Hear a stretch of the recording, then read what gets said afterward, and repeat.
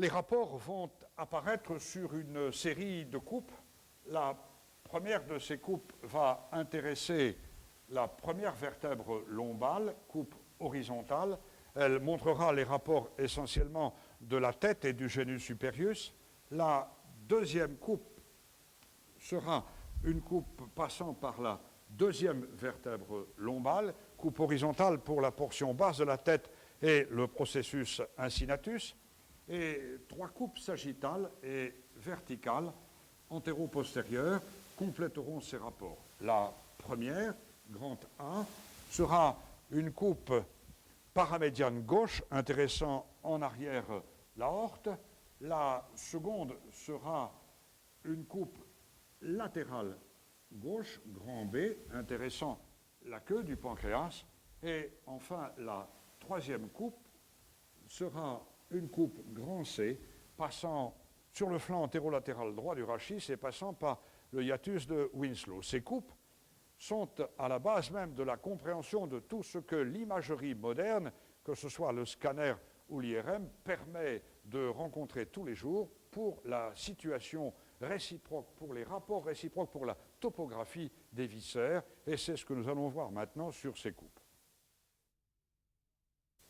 Bien, la première des coupes horizontales, princeps, va passer par la première vertèbre lombale, dont nous apercevons ici en arrière le corps, et dont nous allons esquisser le squelette et les articulations interapophysaires.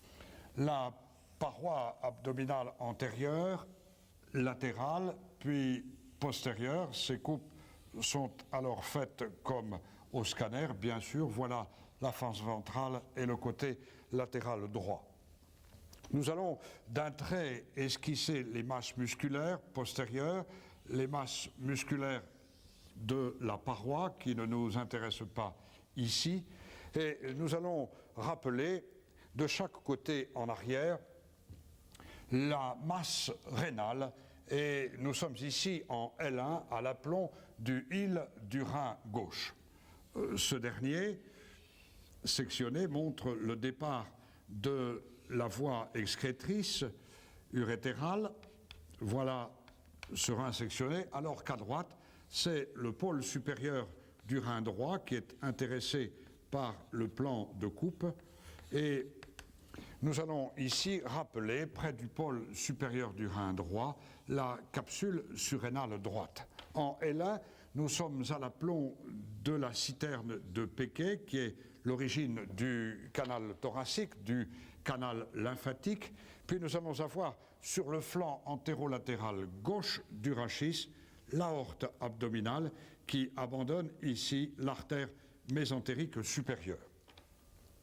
Sur le flanc antérolatéral droit du rachis, au contraire, voilà la veine cave inférieure qui vient recouvrir partiellement la capsule surrénale, comme nous l'avions indiqué en étudiant les rapports sur la vue de face. Bien sûr, tout autour de ce complexe postérieur se trouvent les ganglions lymphatiques qui constituent les relais de la zone aortico-mésentérique. Se trouve ici en arrière la chaîne orthosympathique latéro-vertébrale et se trouve avec les afférences végétatives sur lesquelles nous avons insisté, le plexus solaire, le plexus semilunaire avec les différentes masses ganglionnaires. La coupe va intéresser maintenant le genius superius, le premier duodénum, puis la zone pylorique et l'estomac, dont voici vers la gauche la grande courbure gastrique. C'est là que va apparaître maintenant le pancréas, avec la tête du pancréas, avec l'isthme du pancréas et avec le corps du pancréas qui, comme nous l'avions montré précédemment, est fortement enroulé, fortement concave vers l'arrière, moulé sur les éléments pré-rachidiens rétro-péritonéaux. En effet, sur le flanc droit de l'artère mésentérique supérieure, voici la veine mésentérique supérieure. Nous sommes ici à l'aplomb de l'arrivée du pédicule splénique, de la veine rénale, de la veine splénique, et nous sommes bien sûr ici à l'aplomb de l'abouchement dans la veine cave inférieure, passant dans la pince de l'artère mésentérique supérieure de la veine rénale gauche, l'artère rénale gauche pénétrant de cette façon dans le hile. Ce voisinage entre la veine splénique, ici montrée, et la veine rénale gauche explique la facilité chirurgicale qu'il y a de faire ces dérivations splénorénales dans l'hypertension portale. Bien sûr, ici nous sommes à l'aplomb du canal cholédoque qui commence à se séparer de la veine porte et qui va se diriger vers la grande caroncule dans le deuxième duodénum. À l'aplomb de l'hypocondre gauche, nous voici ici près de la rate, donc voilà la tranche de section avec le bord antérieur crénelé, avec le hile qui jouxte la queue du pancréas, alors que vers la droite, nous sommes ici dans cette variété haute à l'aplomb de la section de l'angle colique droit qui est marqué comme suit, alors que tout l'hypocondre droit va maintenant être occupé par la masse hépatique, par le lobe droit du foie et la portion gauche qui glisse en avant de l'estomac. Voici à l'intérieur du parenchyme pancréatique les tranches de section des éléments porto-biliaires. Le péritoine est un péritoine pariétal, latéral, droit, puis postérieur, qui va laisser en situation rétro-péritonéale la veine cave et toute la loge rénale et qui va se réfléchir sur le bord droit du pédicule mésentérique supérieur pour venir maintenant englober le duodénopancréas, pour englober ensuite l'estomac, pour passer de la grande courbure gastrique vers le hile de la rate, pour englober la rate complètement, passer du hile de la rate vers la queue du pancréas, glisser derrière la queue du pancréas et rejoindre le bord gauche de l'artère mésentérique supérieure. C'est là que le péritoine viscéral rétro-duodénopancréatique va se prolonger par le péritoine pariétal postérieur, puis latéral gauche qui revient ici en avant pour constituer le deuxième élément du ligament suspenseur du foie. Le foie est bien sûr à nouveau dans le péritoine viscéral emballé dans ce feuillet séreux, comme va l'être d'ailleurs le côlon droit et l'angle colique droit, comme nous pouvons le montrer ici.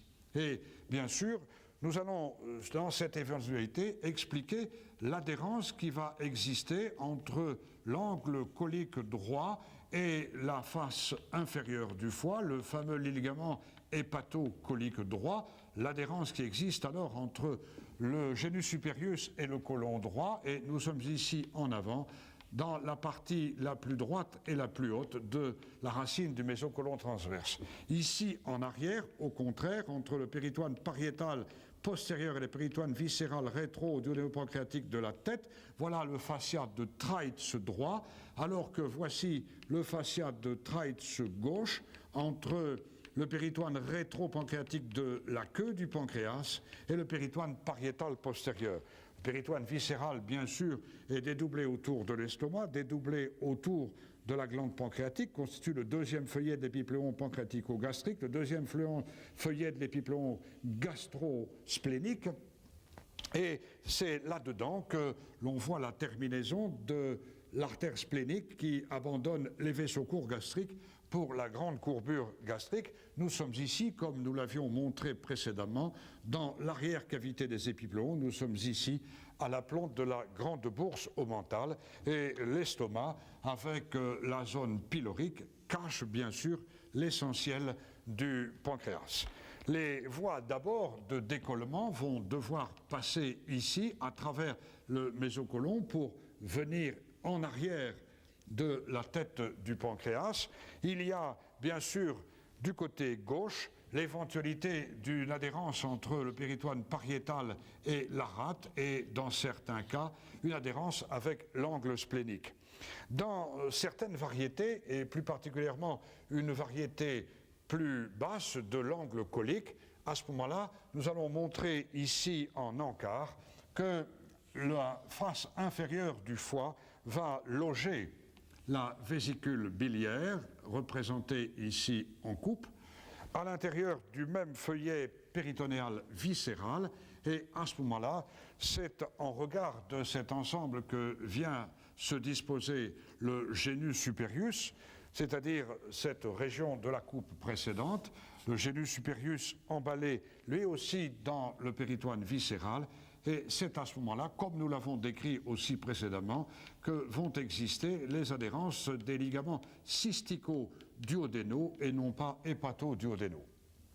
De la même façon, au niveau de l'hypochondre gauche, et nous l'avions aussi signalé, en fonction de la longueur des épipléons gastrospléniques et pancréaticospléniques, nous allons pouvoir trouver, dans un premier cas, avec toujours la même orientation, la rate, la face ventrale et le côté gauche, la grande courbure gastrique qui est à ce niveau et la queue du pancréas qui vient se terminer assez loin du île de la rate, nous allons avoir alors, dans la disposition péritonéale, des épipléons gastrospléniques et pancréaticospléniques qui seront longs. Il y aura, entre guillemets, du tissu. À l'intérieur de ces épipléons, nous allons voir cheminer les pédicules vasculaires, qu'ils soient artériels ou qu'ils soient veineux et lymphatiques. Et dans de tels cas, bien sûr, la splénectomie va être un geste facile, car il suffit d'y mettre une pince courbe pour prendre en ensemble ces épipléons et pour assurer une hémostase parfaite dans un geste qui est rapide à cause de la longueur des épipléons à l'extrême fond de l'arrière-cavité des épipléons. Dans d'autres cas, au contraire, avec toujours la grande courbure gastrique qui est marquée dans ce plan et toujours la même orientation, la rate étant ici sectionnée à l'aplomb de son île, la queue du pancréas, comme nous l'avions évoqué avec la morphologie précédemment, va venir jouxter, même s'immiscer dans le parenchyme pancréatique, et l'épipléon gastrosplénique et l'épipléon pancréaticosplénique sont alors très courts. La ramification des vaisseaux dans ces épipléons se fait quelquefois au milieu des parenchymes, et bien sûr, dans une telle éventualité, la dissection va être beaucoup plus longue et la splénectomie, un geste beaucoup plus délicat pour assurer l'hémostase de cette queue du pancréas qui est venue dans le parenchyme splénique. La deuxième coupe horizontale, princeps, toujours représentée comme au scanner avec la face ventrale et le côté latéral droit, va passer maintenant par la deuxième vertèbre lombale, dont nous esquissons également vers l'arrière les rapports musculaires et les rapports osseux. Voilà la paroi latérale droite, la paroi latérale gauche. Et ici, rappelez comme tout à l'heure les éléments musculaires des gouttières, le psoas et les éléments pariétaux qui ne nous intéressent pas dans ce plan de coupe. Nous sommes ici sur le flanc antéro-latéral gauche du rachis avec toujours l'aorte abdominale, bien sûr, et en L2, l'artère mésentérique supérieure est passée en avant. Elle a pris dans cette pince mésentérique la veine rénale gauche, elle est en avant du bloc duodéno-pancréatique. Sur le flanc antéro-latéral droit du rachis, c'est bien sûr toujours la veine cave inférieure qui est là. Et en L2, nous sommes ici à l'aplomb du île du rein droit. Voilà la tranche de section du parenchyme rénal, ici schématisée avec le départ de la voie excrétrice. Voici la veine rénale droite qui se jette sur le bord droit de la veine cave inférieure. Voici l'artère rénale droite dans sa disposition classique, rétrocave, mais on connaît sa variété, alors qu'à gauche, en L2, nous sectionnons le pôle inférieur du rein gauche, représenté comme tel, avec le canal excréteur avec l'urétère gauche, et en L2, le départ des vaisseaux gonadiques qui sont spermatiques ou lombo-ovariens, peu importe, qui sont ici en dedans de la voie excrétrice rénale. Cette coupe va intéresser à droite le deuxième duodénum et va intéresser à gauche le quatrième duodénum. Nous sommes là, à l'aplomb de L2, à l'aplomb de l'angle de Treitz, et le pancréas est sectionné ici à l'aplomb de sa tête, d'une part, et vers la gauche, à l'aplomb de son crochet, de ce processus incinatus, de ce petit pancréas de Winslow. Nous sommes là, bien sûr, en L2, avec des vaisseaux mésentériques destinés au pancréas, que sont les vaisseaux pancréatico-duodénaux inférieurs et supérieurs, gauche. Nous sommes ici en L2, avec la voie biliaire principale qui va bientôt s'aboucher, comme ceci, dans la grande papille au niveau du deuxième duodénum. Et en L2, nous allons donc intéresser maintenant la section du côlon droit d'abord, puis du côlon transverse et du côlon gauche qui est beaucoup plus enfoncé dans le flanc gauche que ne l'est le côlon droit. Voilà les tranches de section des viscères et nous allons maintenant expliquer la disposition des feuillets péritonéaux. Tout d'abord, du péritoine pariétal, qui est le péritoine pariétal antérieur, latéral, puis postérieur, qui va passer dans ce plan et venir se réfléchir pour donner la racine du mésentère autour de cette artère mésentérique supérieure, puis rejoindre le péritoine pariétal postérieur gauche, qui se prolonge par le péritoine pariétal latéral gauche et antérieur. Le péritoine viscéral a donc emballé le bloc duodéno-pancréatique dans un même feuillet et dans un premier temps, et nous allons tout de suite expliquer ce qu'est le fascia de Treitz droit dont nous avons expliqué le décollement dans le chapitre d'anatomie chirurgicale, et maintenant le fascia de Treitz gauche, la lame péritonéale donnant, comme je le montre maintenant, lorsqu'on ouvre la cavité péritonéale, l'impression que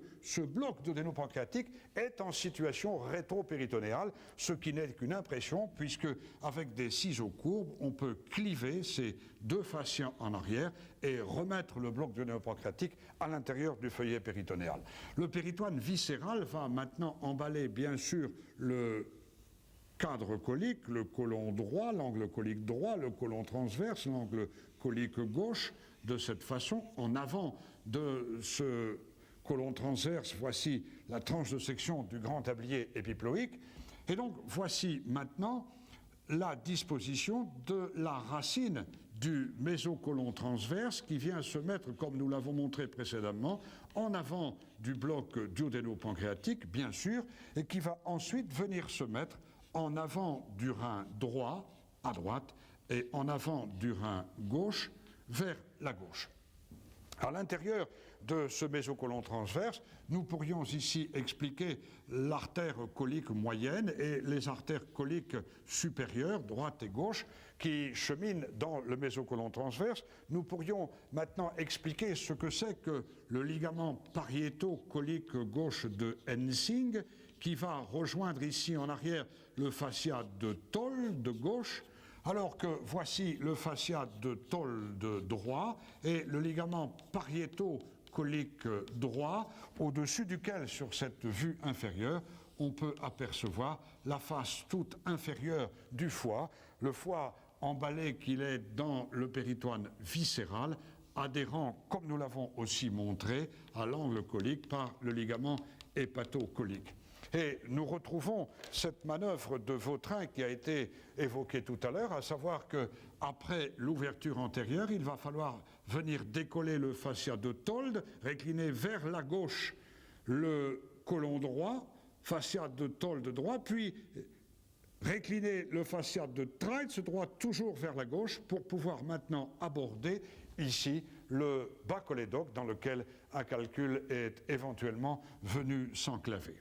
Voilà donc pour la deuxième coupe, et nous allons compléter ces deux coupes horizontales, princeps, par les coupes sagittales, en commençant par la première coupe sagittale, grand A, qui est une coupe paramédiane gauche qui va intéresser essentiellement l'aorte sur le flanc antéro-latéral gauche du rachis. Sur cette coupe, dont voilà la portion crâniale et la face ventrale, avec en arrière le relief rachidien simplement rappelé pour esquisser les rapports exacts.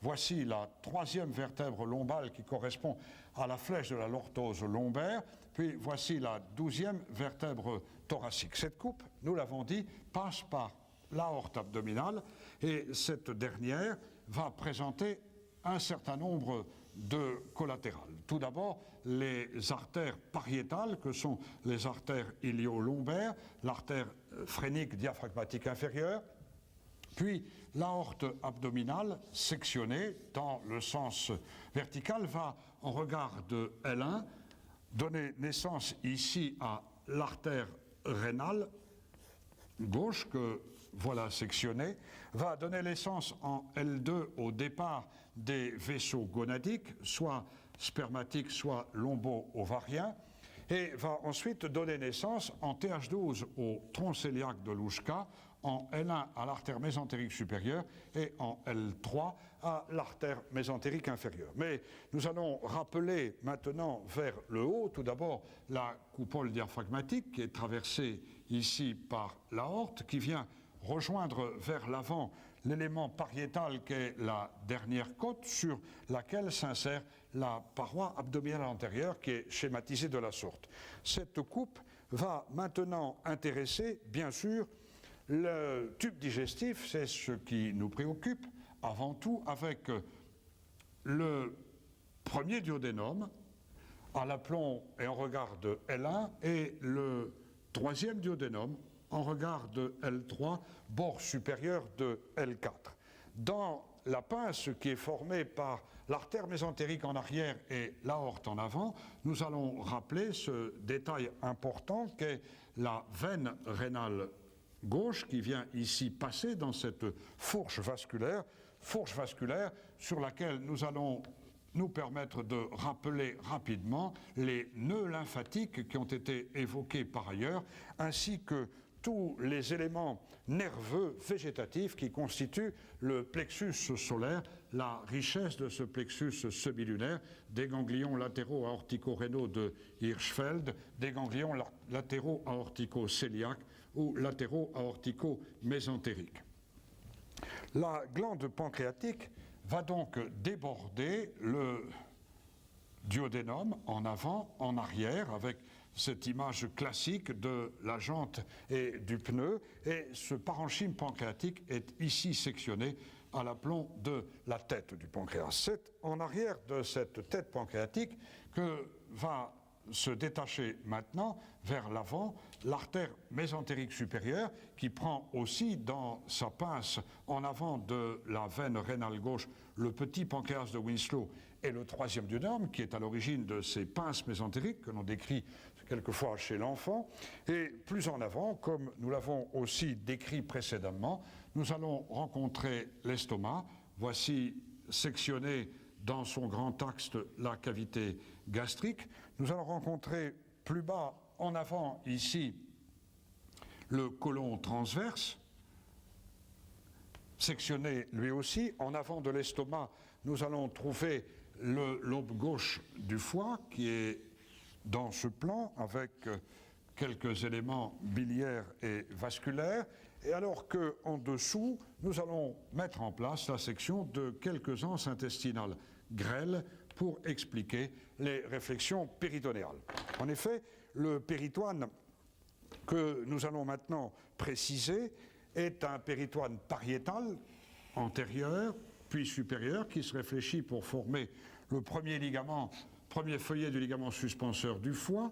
Le péritoine viscéral englobe le foie, vient rejoindre le deuxième feuillet du ligament suspenseur du foie, puis à la partie supérieure, le péritoine pariétal va être ici adhérent par un ligament phréno-gastrique au pôle supérieur de la poche à air gastrique. Le péritoine viscéral descend alors, plonge en avant après le ligament gastrocolique pour constituer le grand tablier épiploïque, entoure ici le côlon transverse, revient en avant du cadre duodéno-pancréatique et va maintenant se réfléchir pour constituer le drapé du mésentère et revenir entourer ici le bloc duodéno-pancréatique, puis se glissant derrière lui, se prolongeait ensuite par le péritoine pariétal postérieur et autour de l'artère mésentérique inférieure, donnant la racine du mésocolon gauche. Le péritoine viscéral de la partie postérieure gastrique vient ici constituer le deuxième feuillet de la racine du mésocolon transverse, recouvre ici le bloc duodénopancréatique, glisse en arrière de la tête du pancréas et va rejoindre le péritoine pariétal postérieur, soulevé qu'il est là par le départ des collatérales du tronc cœliaque, c'est-à-dire la faux de l'artère hépatique ou la faux de la coronaire stémachique. Voici où se trouve le fascia de Treitz, le fascia rétro-duodénopancréatique, qui va donner cette impression de bloc duodénopancréatique en situation pseudo-rétro-péritonéale. Et nous sommes ici, bien sûr, dans l'arrière-cavité des épiploons.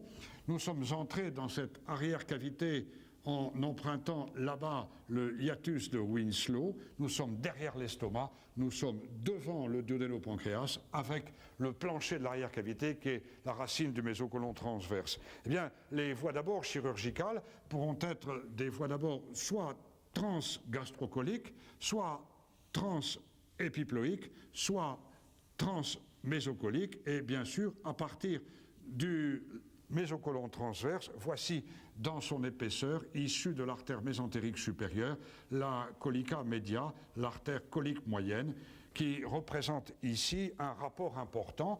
Les troncs veineux qui vont donner naissance aux troncs portes sont ici sectionnés. Voilà la confluence de la veine splénique et de la veine mésentérique supérieure.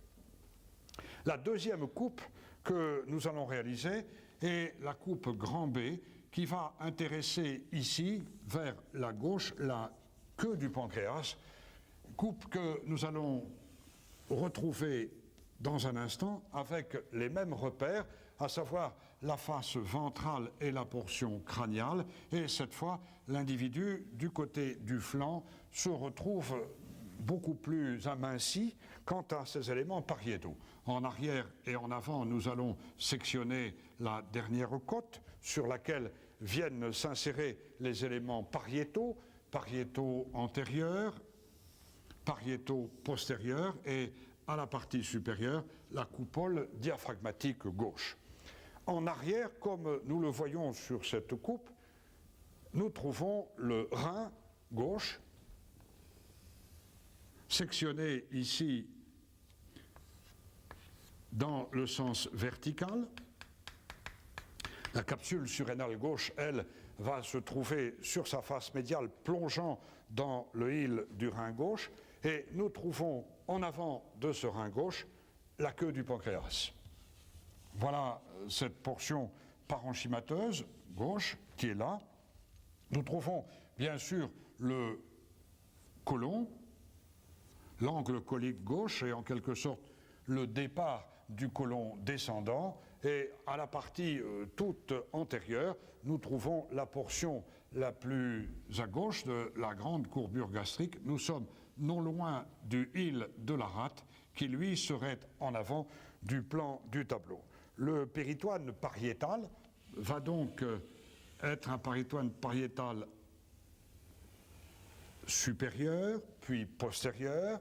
Le péritoine viscéral rétro-duodénopancréatique donne ici attache à la portion gauche de la racine du mésocolon transverse, et ce péritoine qui entoure le pancréas va maintenant être en relation avec le péritoine périgastrique qui a plongé là, voilà le ligament gastrocolique gauche et le départ du grand tablier épiploïque gauche.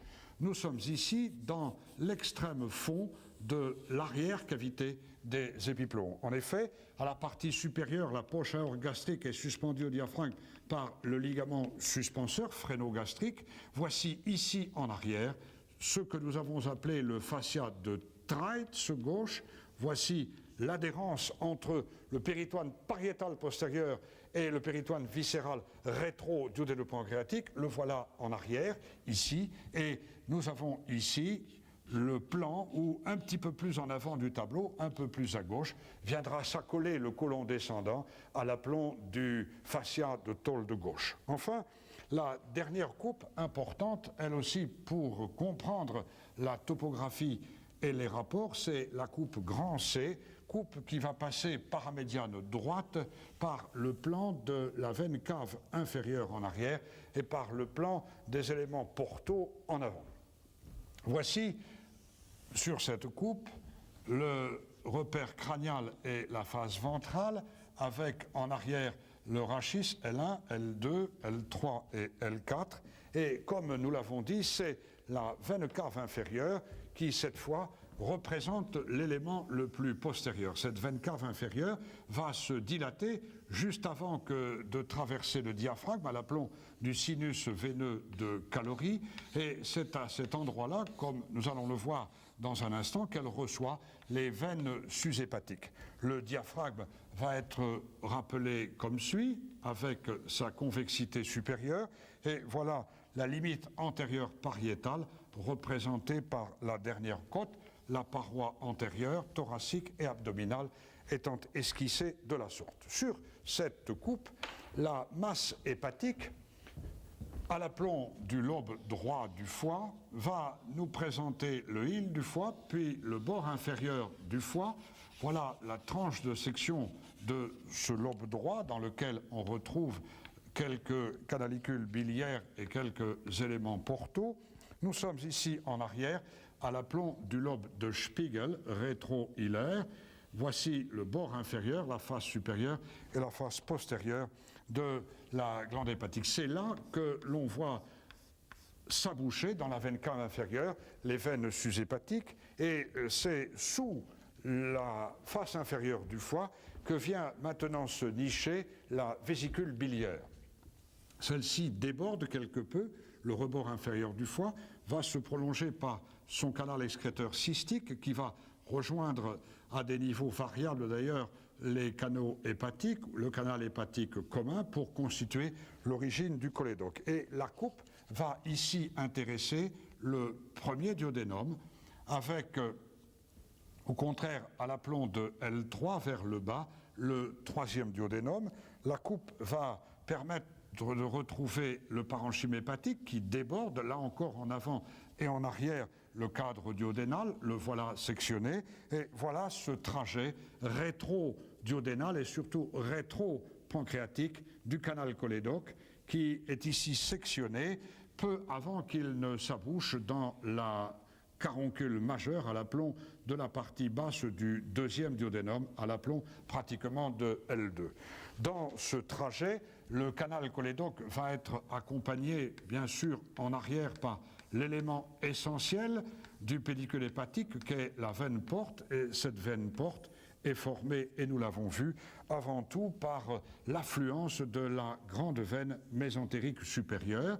Cette coupe va bien sûr intéresser plus en avant, là encore, le côlon transverse qui traverse la ligne médiane, que voilà, et nous allons maintenant pouvoir expliquer la disposition des feuillets péritonéaux et leur réflexion.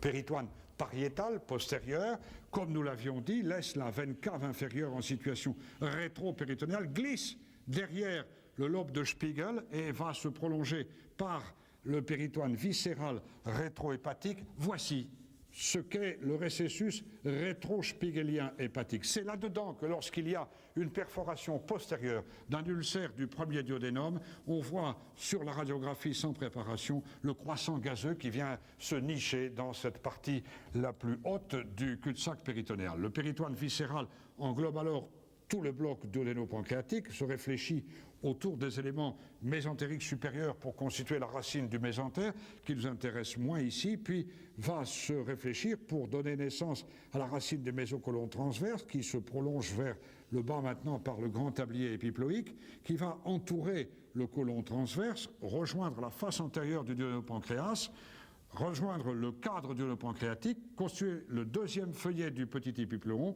englober dans le même feuillet péritonéal et la vésicule biliaire et la glande hépatique, entourer la face supérieure du foie, se réfléchir en arrière au-dessus des veines sus-hépatiques, puis se prolonger par le péritoine pariétal antérieur. C'est là maintenant que nous pouvons montrer cet accolement rétro-pancréatique, rétro-duodéno-pancréatique qu'est le fascia de Treitz, qui donne, comme je l'ai déjà expliqué, l'impression maintenant objectivée que tout ce bloc est en situation rétro-péritonéale. Et nous retrouvons ce que nous avions dit, savoir que le pancréas se trouve aux 2 tiers à l'étage sus-mésocolique et seulement au dernier tiers à l'étage sous-mésocolique. Nous allons maintenant ombrer, pour en terminer avec cette coupe, le hiatus de Winslow. C'est par là que l'on pénètre en cravatant avec le doigt le bord libre du petit diplôme dans l'arrière-cavité épiploïque. Et voici les variations qui ont été longuement expliquées précédemment, que sont